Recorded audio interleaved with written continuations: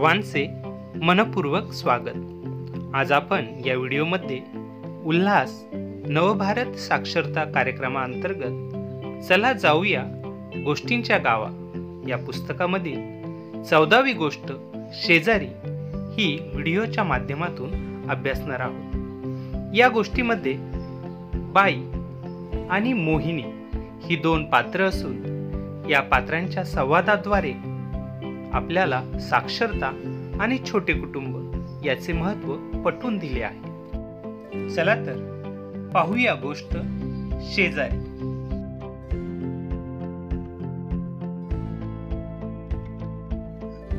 मी नुकतीच औरंगाबादला नोकरी निमित्ताने बदलून आले होते।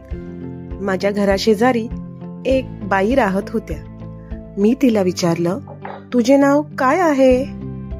मोहिनी।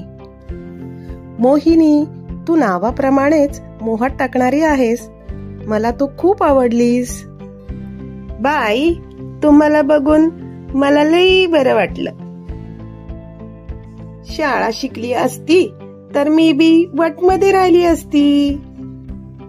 मोहिनी, अगं खरंच तू पण छान आहेस। मला तुझ्याशी बोलावं वाटलं म्हणून मी तुझ्या जवळ आले। मोहिनी, पहिली बेटी धनाची पेटी आहे। तिला चांगले वाढव। दुसरे मूल होण्याची घाई करू नकोस। पाळणा लांबव। बाई, तुम्ही खरंच मला मोठ्या बहिणीसारख्या आहात। तुम्ही शिकल्यात, तुम्हाला सारं कळतं। मी शिकली नाही, मला काही कळत नाही। अगं काय झालं मोहिनी, तू अशी का दुःखी होतेस? बाई, अहो ही माझी पहिली मुलगी नाही। मग दुसरी आहे का?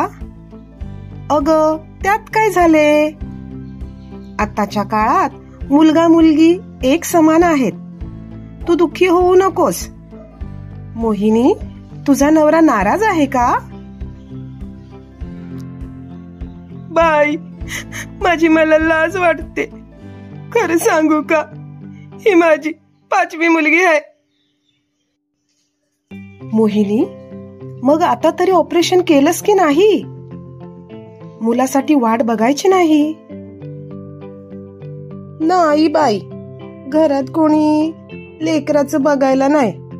नवरा म्हणतो मी कामाला जातो, घरातलं मी बघणार नाही। अगं तुझा नवरा ऑपरेशन का करून घेत नाही?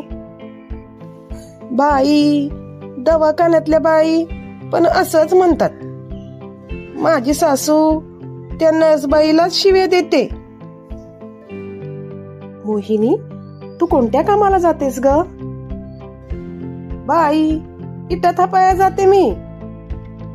मग नवरा काय काम करतो तुझा? तेच काम करतो, इटा थापायचं। बाई, एक सांगू का हो, मला खूप शिकावंसं वाटतं। अंगणवाडीची ताई व्हावं वाटतं। अगं मोहिनी, शिकता येईल की तुला सुद्धा। आपल्याला वाटतं ते करावं। तुला सावित्रीबाई फुले यांचे नाव माहित आहे का? नाही बाई।